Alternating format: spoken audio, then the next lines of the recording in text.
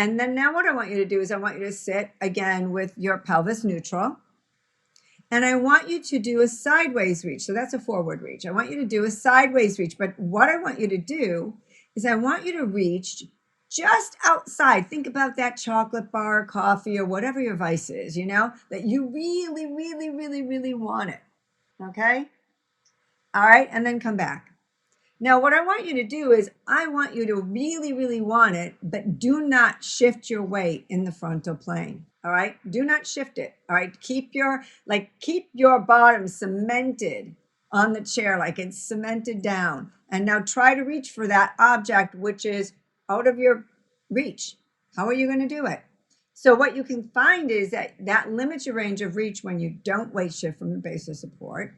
You also start to do funky kind of things, right? You start to compensate, whether you hike your shoulder to try to get it happening, or some people also may go and laterally flex to the side to try to reach and get a little bit more range, all right? So that is really, and then one other thing I want you to do is I want you to reach forward. Okay, your arms are going to be like this, and I'm going to go sideways. You're going to reach forward, and you're going to reach again just outside of your range of reach in front of you. So reach forward and just reach, get that chocolate bar or coffee or cookie or whatever, or fruit, okay, for those of you who are healthy. And reach and get that object just outside of your forward reach, okay?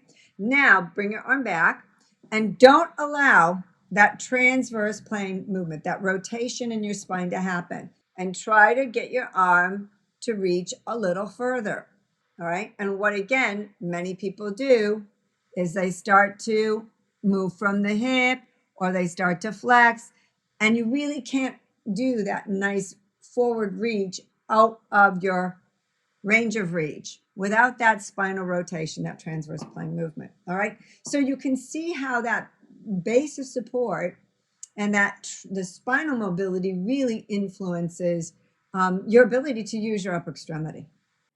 All movements begin from the base of support.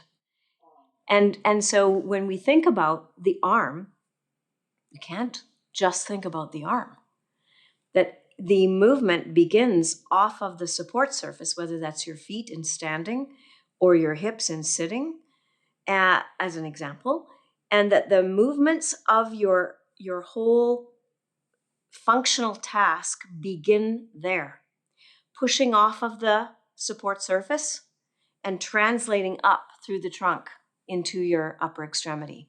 So this is the important part of treating the whole body.